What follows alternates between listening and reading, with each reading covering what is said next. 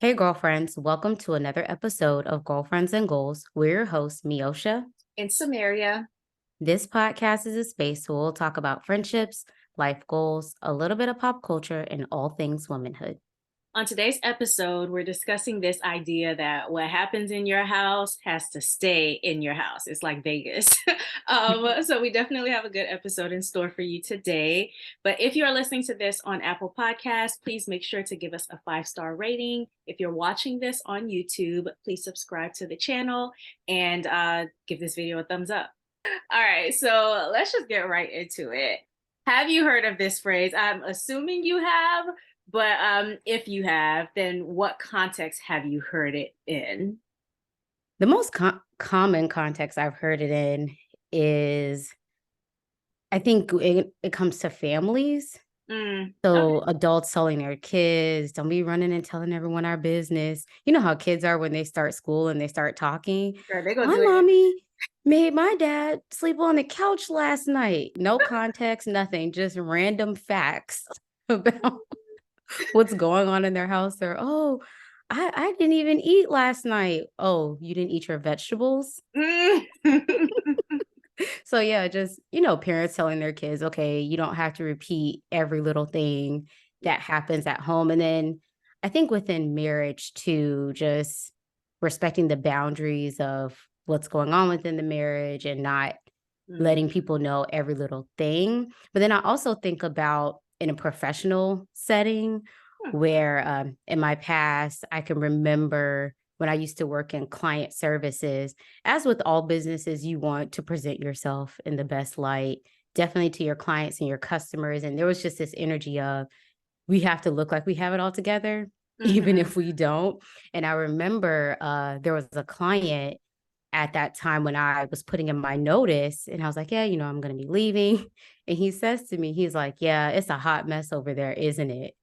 And I was Mm, like, uh, how you you know? know, yeah, Yes, about but that. And he was like, yeah, y'all think that we don't really know what's going on. You think you're hiding it. And I wish he's referring to my manager and my manager's manager would just be more Mhm. open about the struggles that you're having instead of trying to pretend like you have it all together. Like, yeah, Yeah. we know what's going on. So even in Ooh. the professional setting where, at a company, they always encourage you to like, oh, be buttoned up, have it all together. Mhm. But sometimes I think it could work in your favor just by admitting areas where that aren't going as well or that you're struggling. But yeah, I've seen it in different areas. Yeah, I think the most common ones that I've seen have also been childhood and marriage. Childhood, the same thing that you said, where kids are just free and open and want to share everything, and it's a really cute stage, but also like, okay, where does this stop? And then marriages, where they say, okay, well, don't tell everybody what's going on with your spouse. I've seen like on movies, it was one of the Medea plays maybe, Mm. where they were saying like after you forgive your partner, then the family members are still upset with them because you went and told. And so like creating this culture of, hey, watch what you say outside of this household. That and plus, I think it can make outsiders, even if they are family, they're not within the marriage, much more comfortable about commenting and Commenting. giving their opinions on what's happening. If you're running to tell them the information, they may think, oh, well, you let me in or you opened the door, so I'm going to walk through. Right. It's my place to advise you or to whatever, Yeah. comment on what this person's saying or doing. Yeah. And yeah, they always have a hard time, even within friendships, because it's natural to be biased, I think. Oh yeah, for sure. Uh, it's like if you ran and tell me something, I'd be like, oh, I tried my hardest to be not biased, but you're my friend. So of course I'm gonna see it more from your perspective. And people usually just tell things from their lens and leave out the other The side. other So side, yeah. Very true. so what are some cons to this? We talked about where we've seen it, but why would you think this whole notion of keep it in the house, Mhm. don't be running and telling your business, why would this be a problem? So for me, I think like abusive situations. That's the biggest I think, space where this could be a huge problem. So it's one thing if it's a child who, is just sharing information all willy nilly, Mhm. minor things like, oh, this person stepped on the couch, or I didn't eat, or whatever. Well, Mhm. hold on, because if they didn't eat for a concerning reason, then yeah, that's Yeah. something to look into. But stuff like I didn't eat my vegetables or whatever.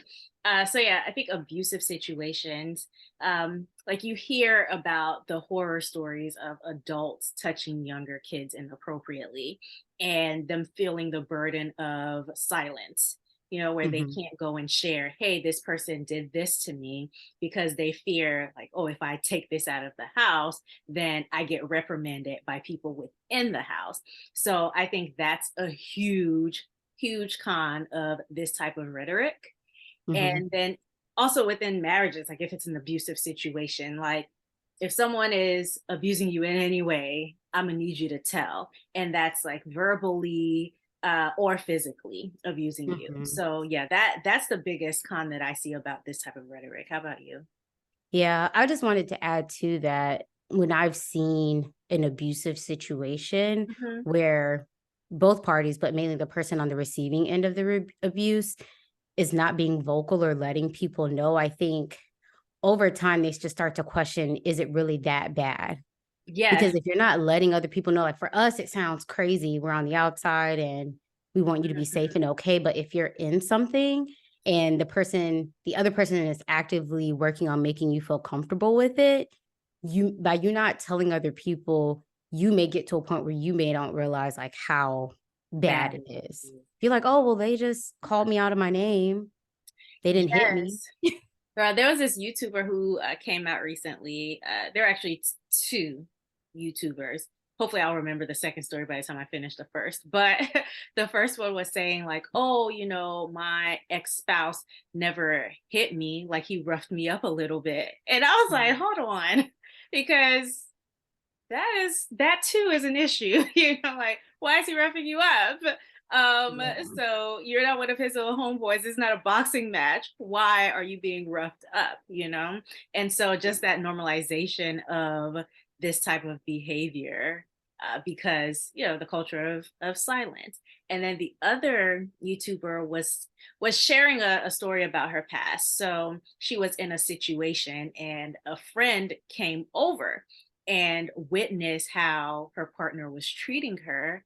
And the friend who had had a history of, like, you know, um, domestic abuse, Mhm.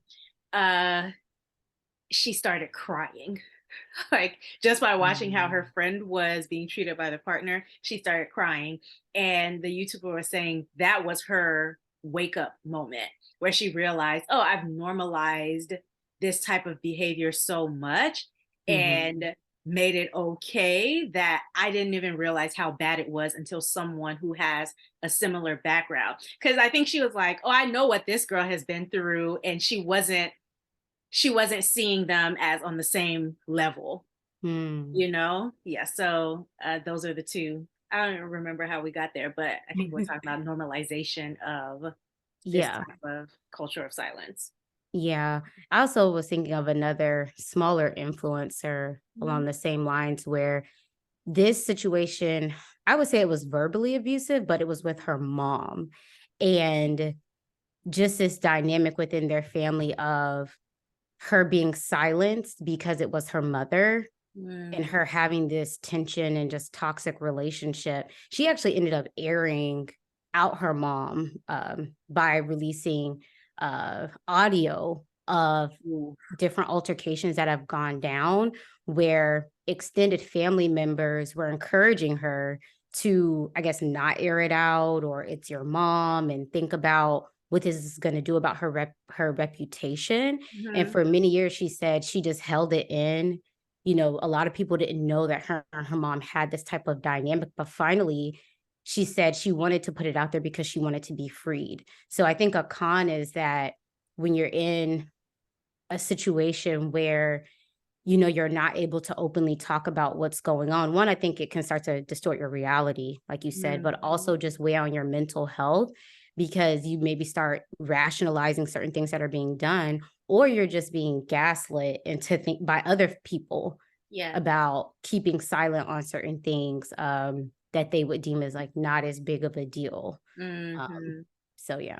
Speaking of airing parents out, I don't know if you saw recently, Kimora Lee Simmons and her daughter spoke out against Russell Simmons and how he's been behaving irrationally, verbally abusing them, trying to block certain opportunities from coming to them, and just acting strangely and aggressively towards them.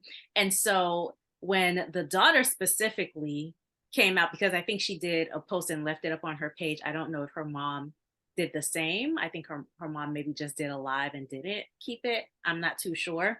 But she left it up on her Instagram page where she was talking about, hey, these are the things that my dad is doing. And all through the comments, I saw people saying stuff like, oh, that shouldn't have made it to the internet. Keep it private, keep it in the family, keep it off the internet, whatever. And so I wanted to just get your thoughts about that whole situation, and also the internet being used as a tool to name and call out bad behaviors. Yeah. With that situation, it seemed like none of them, the women, the mom, and the two sisters, were actively looking to bring it to the internet Hmm. until he responded to the original post, which I think as a parent, he probably shouldn't have done that. I mean, they're all adults, but he's an even older adult. So Yeah, he's I the would think adult that, adult.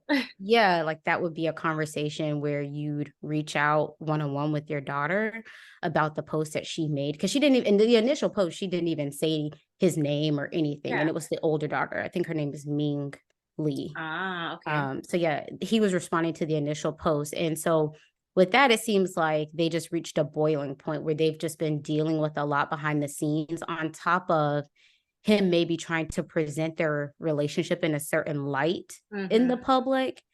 And that motivated them to kind of dispel some of that, because it seems like he was trying to spin a certain narrative that they didn't agree with in terms of what their relationship is. Yes. Um, and so as far as them bringing it to the public, I didn't mind it. Yeah. Yeah. I mean, only because I think if you as a parent are on the internet, maybe bragging about, oh, this is what my child does or what a relationship is, if you're not going to present it in an honest way where everyone is on the same page, then you open yourself up for a rebuttal. Yeah, and I If think it's not true. it's the thing of they had been protecting him and his image for so long. Like a few years ago, I think Oprah wanted to do a documentary on Hmm. women who have come out with allegations against him. And the younger daughter was like both of the daughters were like, how dare Hmm. you, Yeah. And so now that things have kind of changed and maybe they're seeing him for who he really is, I think they've maybe been protecting his image for so long, and they have been keeping it in the house for Hmm. so long that, like you said, they reached a boiling point. And the thing Yeah. is, like, It's exhausting. yeah, you can't expect to like mistreat people and then expect them to protect you still. I think that's an unfair expectation of people. Like, they're just supposed to accept how you're treating them and not say anything, not have an outlet, not try to get any type of support. And I think when it came out to the internet, they said something about him trying to like block the younger daughter's Hmm. modeling career. So he was saying things to her like, I'm going to make sure you don't work, or I'm going to make sure you don't this or that. And so it's like, at this point, you are threatening to take it outside of the household. So you're threatening to take the abuse outside of the household in such a way that it affects my livelihood. And Yeah. so, how do you expect me to not retaliate? And I hate to use the word retaliate because, like you said, we didn't get the sense that anybody wanted to come out. It felt like their hands were forced.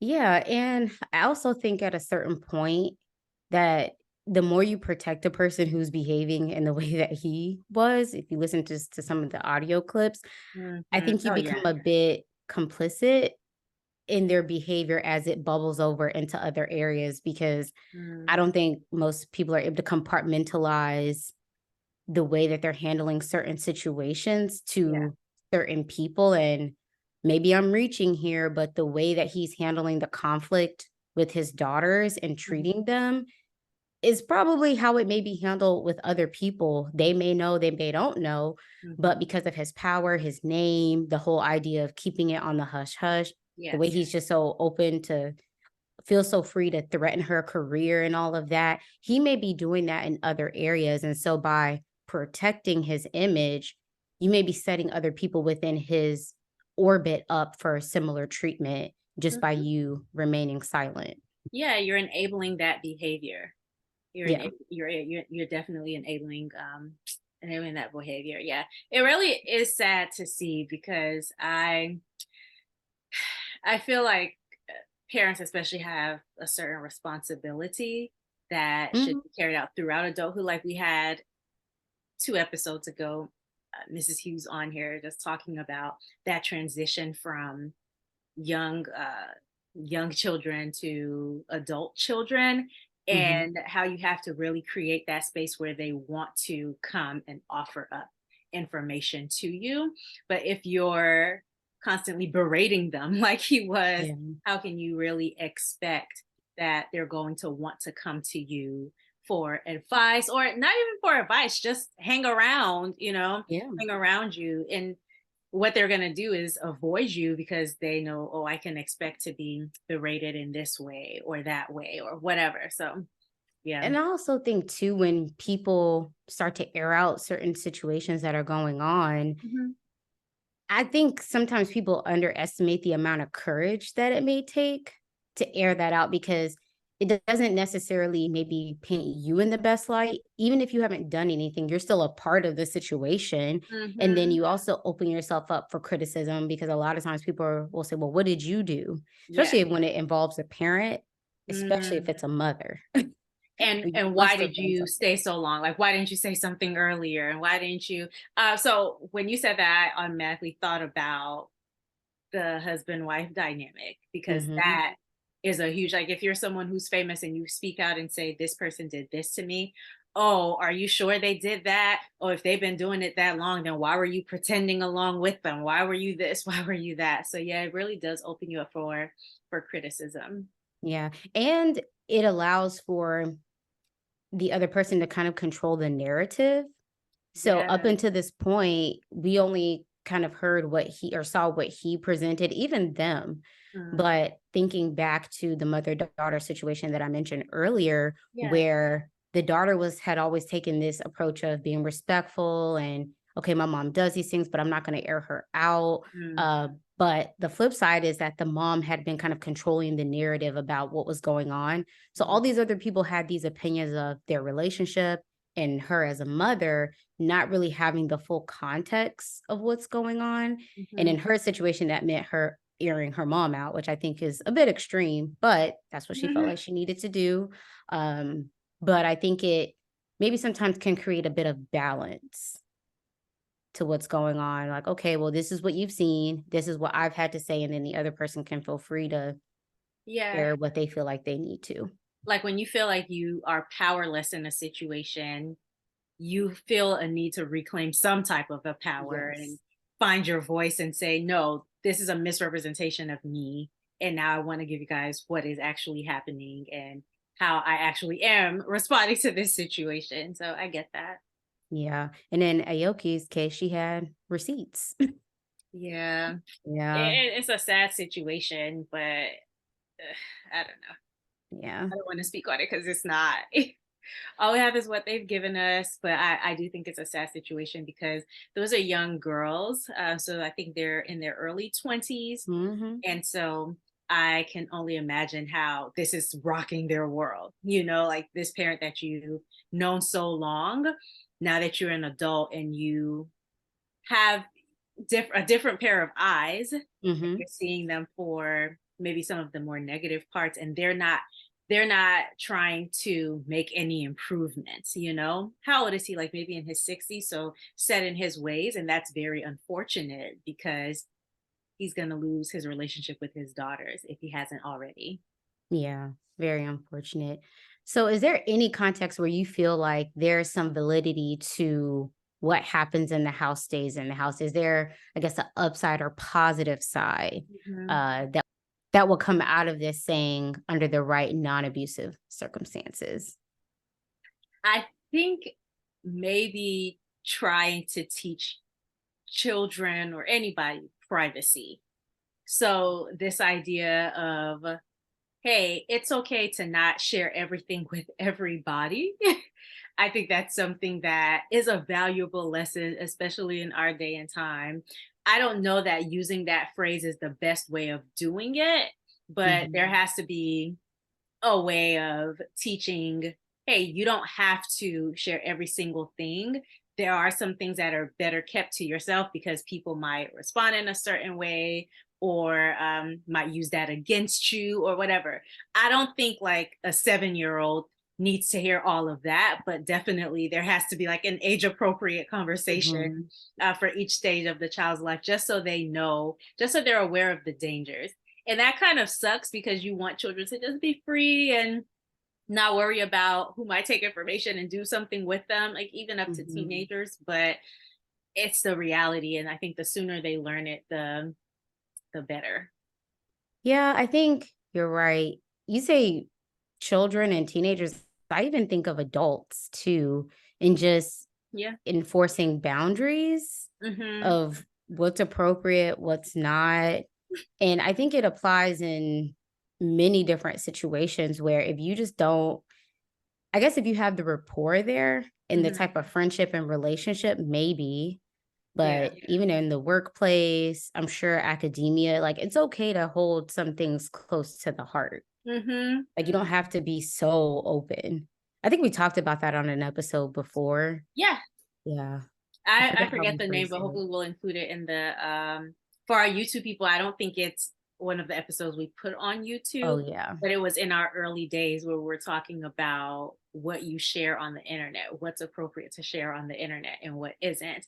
And of course that is subjective, you know. But Yeah. just some things that have been helpful to us dealing with the internet age. But yeah, Yeah. how about you? Are there any situations where you feel like, okay, maybe we should tell people to chill out on what they are saying or what they're putting out there? I Mm, use childhood, but there are some other examples. yeah. I would say any situation where emotions are high, Mhm. only because you don't want to run off of emotions on a situation or something that's happened. And when you cool down, you might feel differently. But now you've already put out that side or your side, Mhm. and that's the side that people have heard, and the other person involved isn't there to share their piece.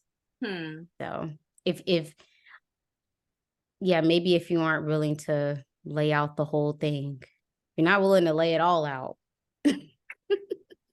then maybe let it be. I don't know. Yeah. How do you think, just because we mentioned that we did an entire episode on sharing on the internet, but how do you think the internet plays a role in this conversation, like with oversharing? So I've seen instances where there might be an argument between spouses and now we're all in it. Like we all know everything that's going on and it's very awkward, but that information is just out there for everyone to comment. So, how do you think the internet plays a role or doesn't play a role in this? I think people are just getting way more open. Hmm. Like sometimes I look at some of the couple or family influencers, and if you go live and just certain things go on, Hmm. it's out there. Yeah. So I don't know. I'm a pretty private person, so I'm biased in that I just don't think much should be shared on the internet about people's personal lives. Hmm. I'm very much of the mindset of I want to open up and share with people in my real life, not internet life. Now, if I'm you a follow me and you know me in real life, like that's fine. But Yeah. that's where I'd rather focus my energy Mhm. and not just for everyone and anyone to be able to see all the nitty-gritty details, especially when it comes to things like marriage, I think your children, Mhm. because people once you put yourself out there, people feel free to comment on everything, and I will say it can get I don't know if frustrating is the right word, but when people get upset, when people have a lot of commentary on their home and their family life and dynamics and oh, Yeah. like say a couple breaks up, people will go in the comments and say, "Oh girl, yeah, we've been seeing the way he ain't really been looking interested in you, the marriage or whatever." It's like all of a sudden these people are experts based off of all the footage you've been showing them, Yeah. for however long. So, And that's so funny. I know exactly who you're referring to about the, oh, we could tell that he wasn't that into you. Because I remember we talked about it, like, why are yeah. people so bold to be in someone's comments where they're sharing a very tough moment in their life just to be transparent and maybe so people don't feel like they are alone. They're sharing this part of their life and people are like in the comments just sounding off. But you know what? I'm thinking of another one or two situations where they didn't share anything specific. They were just vlogging and then they ended up not working out. And people were like, oh, yeah, we could just tell he never really seemed interested in being there. Whole time he's an introvert and he doesn't want the camera in his face. Like, come And, on. and I guess you just open yourself up to that level of criticism when you decide to put so much out there. It's Mhm. just not for me. I'm nothing against the people who do it. And I know y'all are probably thinking like, wow, y'all are definitely on the internet right now sharing your thoughts and ideas. But to me, it's different than me vlogging my everyday life. But Yeah. But okay, so I'm of the same mind as you, but I do want to add that I think it might be easier for us to have this opinion because we have really good communities in real life.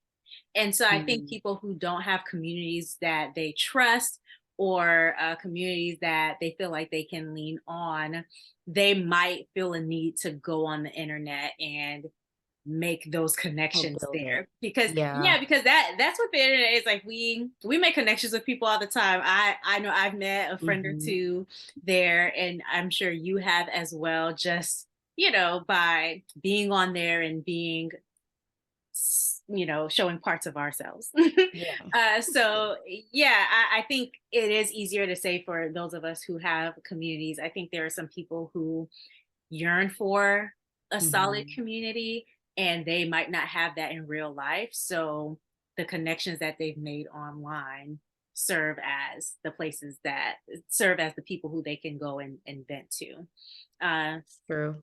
And I have seen people's communities show up for them in big ways. Like if yes. they're going through something or they need support on something, I Hmm. have seen the positives of that by Yeah. having that community. Yeah. Yeah. But I get what you're saying though, because I there's this person who I follow who shares like her journey of motherhood, like what she might feed her child, what things they're Hmm. not allowing their child to do until a certain age. And almost all the time, there are people who are like, oh, well, don't do this, or, you don't want to do that, or wait till you experience this. And it's like, she's putting this out there, I think, one, because she's enjoying Hmm. this time in her life, but also to share things for people who might be interested and don't know. And here come people who are like, "Oh, this is wrong, or this is right, or this is Hmm. better, or whatever." So it is kind of a catch-22. Like you have community on there, but then it can backfire on you at times. Yeah, and just be exhausting. Like there's this influencer I watched. She just shared that she has fibroids and she is kind of weighing her options as far as treating them. And Hmm. she proactively told her audience, hold the comments. I don't need to know what your mama, sister, cousin did to Yeah. shrink hers, or oh, you chose to have the surgery, or you did this. Like I'm Hmm. I'm letting you all know this so you know why I may not be as active on Hmm. YouTube dealing with my health, but just kind of pump your brakes. And sure Yeah. enough, there were still people in the comments. They just couldn't help it. This is a natural cure. Don't go and do that surgery. I Drink drank this lemon tea. juice for 10 hours straight, and this is how. But I will say, had she not proactively said something, the comments would have been way more. I Even know. worse. Yes, absolutely. But Yeah. the fact that she said it, sometimes people will be like, well, you asked us not to say anything, so I'll just send my thoughts and prayers. And it's like, okay, you didn't even have to say that. But okay. Oh, Any final thoughts on this idea of what happens in your house has to stay in your house? my final thoughts are, unless it's in regards to your marriage Mm, and those intimate details of things that may be going on and obviously like abusive behavior, I would say we should share more. yeah. Even if it's within your own personal community, your own friendship groups, because you never know how that information can help other people, Hmm. as well as just exposing some of the extreme behavior sometimes of people that have been able to fly under the radar. And I'm thinking of a situation kind of close to home where I'm grateful that they were is open about what happened. Unfortunately, it involved a, a divorce, but it was some serious allegations that were going on, and I'm glad that they were open about it because um, I think it'll protect people going forward, like them just knowing the severity of what happened. Hmm. Just because I think unfortunately sometimes people when they're doing bad and it's extreme, it goes unseen. So. Yeah. And there is pressure on those who are in the public eye to kind of be the mouthpiece for everybody. So I think I would say use discretion. Mhm. So I understand, use discretion and try to get you a good community, because not everything necessarily needs to be out, but you Yeah. do still need like an outlet of solid people who can point to behaviors that aren't really, that are a little bit off, even just a little bit off. Mhm. And it might not be the most extreme situation, or it might just be, but you need people who care enough to be able to flag those behaviors and say, hey, this is something that you need to watch out for. uh, I think I don't know if I overshare with my closest people, but sometimes I feel like I do, and it's mostly to help keep me in check, like make sure I'm not tripping, Mm. make sure I'm not missing things, um, and just to get good feedback on it. So yeah, use Yeah. discretion and get you a good community, so that you have people looking out for you, your Mhm. best interest. So Yeah. that is what I will say. All right. So we are going to go ahead and move into our last segment of the episode. We're going to do a girlfriend check in, and that's where we pull a question from the internet or a conversation starter game and just have a little discussion about it. So Mhm. today's question, and if you are watching this on YouTube, make sure that you comment. If you're listening to it, go to our YouTube and comment or Yeah. hit us up on Instagram, either way. But today's question is, what would your younger self not believe about your life today? My younger self wouldn't believe that I'm a mom. I knew you would say that. Yeah, Yeah. I mean, it's not shocking anymore, but as a child, teenager, young adult, Hmm. I never envisioned motherhood. I never thought about, oh, I'm going to be a mom or I'm going to have kids. Yeah. I just never thought about that. And I know it may sound crazy or weird because I'm a woman. It's not because I was ever like, oh, that could never happen or I don't want it Hmm. completely. I just never maybe fantasized about that season of Hmm. life or even thought about what my life would look like as a mom. And when I say I never thought about it, I legit never thought. I'm a witness. Yeah. And that's why where I'm at now is kind of unbelievable just because it just wasn't a thought, wasn't a vision. I don't think, Samira, correct me if I'm wrong, in college, I don't think I ever talked about being a mom. I feel like you specifically said that you didn't want to be. Well, yeah, I was like, oh, I'm good. Like, I don't have to have kids. Either you said that or that was the vibe, but I think it was very clear that Yeah. okay, that's not really. something that she wants. And So even marriage, like, I don't think I I could see the marriage part. yeah, I mean, I knew like, oh, if I met a person, I'd want to eventually get married to them. But you know how some people are like, oh, I thought about my wedding day, or I mm, thought I would be married by X age. mhm. That just wasn't me. I don't know what I was thinking about back then, y'all. I don't know what I thought my life would be. Yeah. I don't know what And I don't know what my younger self would not believe. I think the easy answer is the whole PhD thing because mhm, that was never my goal even when I started getting my master's degree, which I could have definitely seen myself getting a master's degree, right? mhm, But I never saw PhD. Even when I was starting my master's, I remember feeling like, oh yeah, this about to be the last degree. mhm, This is it. We're not doing no more than this. But then, the things that you're supposed to do kind of find you in life. And I think that's the mhm, beautiful thing. Like you might think, this is who I am, this is what I'm gonna pursue. And life experiences just come at you in a way that really show who you are as a person. Like they reveal who you're meant to be. I don't mhm. know if that makes sense, but yeah, like life happens in a way where you grow into who you're supposed to be. And I Yeah. think that's what happened to me with this doctorate. Even like what I plan to do after is not necessarily as clear at this point, but Mhm, I just knew that this was meant for me to do it as I went along the journey. And maybe mhm, that's a note for people out there. Like if you feel like I don't have it all the way figured out, just follow the things that you are passionate about. And one of two things will happen. Either that passion will fizzle out for that thing, mhm, or as you're moving in that passion, your passion for it deepens and you start to see the full staircase. Like if you take one step, the mhm. next step becomes available and you take that, and then so on and so forth. So, yeah, maybe that's the thing that my younger self would not believe. Yeah. Or even that we'd be on a podcast right now That would be on the path. talking. Girl, even like as independent as I think I've grown to be, I don't know. Sometimes I think about it, I'm like, I'm so impressed with myself. Not not because I'm an arrogant or anything like that. Just Mhm.